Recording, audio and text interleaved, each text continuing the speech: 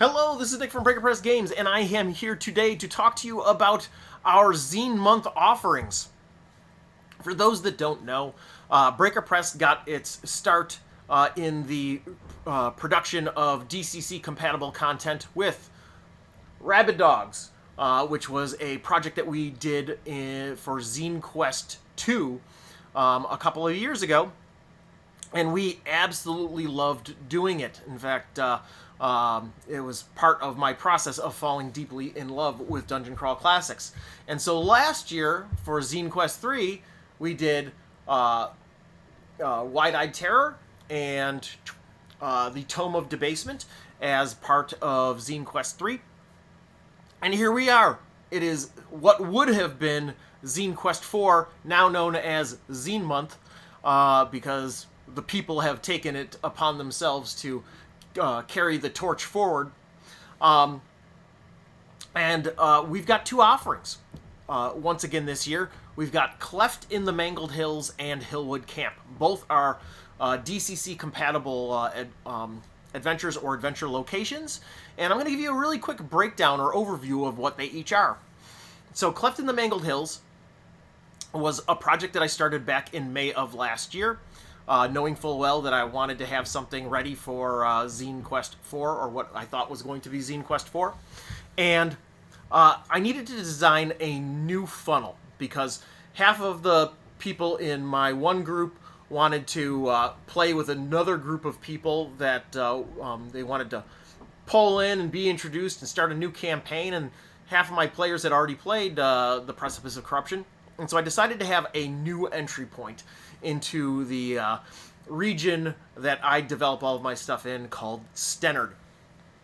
And so for this new entry point, I wanted to write a new funnel. The other thing that was on my mind a lot at the time was I was reading a lot about people making adventures that were 5 or 6 room dungeons. And so that seemed like a really neat challenge for me, because like Precipice of Corruption is 14 encounter locations, 15 encounter locations, and originally, before I pared it down, it was something like 27 encounter locations. And so the idea of making something so tight and so condensed was an interesting challenge for me. The other thing that I wanted to do with this adventure was pull in the idea of the ticking clock. And so this particular adventure takes place in an underground tower, which is essentially a drain. And it's taking place during a rainstorm, so the drain is filling.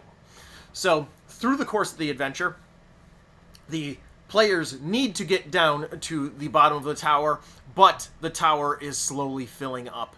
And it creates a really tense and energized dynamic. Really lights a fire under the players, and it's a good time. The other thing that I really pulled into Cleft in the Mangled Hills, if you've read some of our other products, you will know that I have a thing for gross body horror, and I had acquired a book on insects, and so there's some great Jeff Goldblum's The Fly type molting transformation type scenes in the adventure.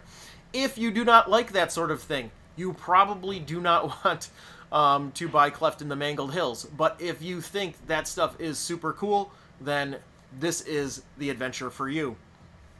It also, I wanted to have an entry point for somebody to develop from a 0 level character into a wizard, and so there is a elemental patron as part of the story.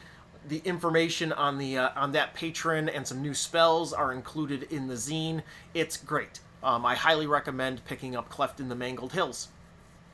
Also part of this particular Kickstarter is a new encounter location called Hillwood Camp. And so what is Hillwood Camp? When I ran my very first adventure, Precipice of Corruption, for the very first time, after the characters leveled up, my one player, Dante, was super excited to be a ranger. And if you know Dungeon Crawl Classics, you know that a ranger class is not included in the book. In fact, that is what prompted one of the first articles for, here we go, up there, Rabid Dogs, which was the outlier character class, my take on a You're No Hero ranger. So, that being said, Dante wanted to go through the experience of becoming a ranger. And so I had him go to a woods folk camp, which eventually evolved into the idea of Hillwood Camp. And the main character that they encountered in Hillwood Camp was a person named Tal Lonecutter. And Tal Lonecutter has a very kind of Ron Swanson, if you know Parks and Rec, type of vibe, Parks and Recreation. And so that evolved into a whole encounter location and kind of like a cultural vibe for that particular place. In fact, instead of going the full like kind of like cartoonish libertarian angle, they have kind of an anarcho-pirate type vibe on land. And so Hillwood Camp has its own unique culture and mores and rules, different from Stennard, but is a cool location that players can go and visit. It doesn't have to be tied to Stennard. You can, use it with whatever DCC adventure that you like. It's just a cool place to stop and refuel and, get some rumors and what have you. But it also has a number of training encounters. So if you did want to have a character learn how to utilize stealth and moving silently and hiding in shadows and those types of things, and have that be an organic process, the Hillwood Camp offers those things in the form of 7 encounters that kind of highlight all of the skills that the outlier from Rabid Dogs would have. It's a great way for you to have like a small training montage for a thief or a ranger type character, and that's the purpose. It's there for those things, as well as just a cool place for your characters to go and visit. So these are the 2 projects. I'm very excited about both of them. I hope you are too.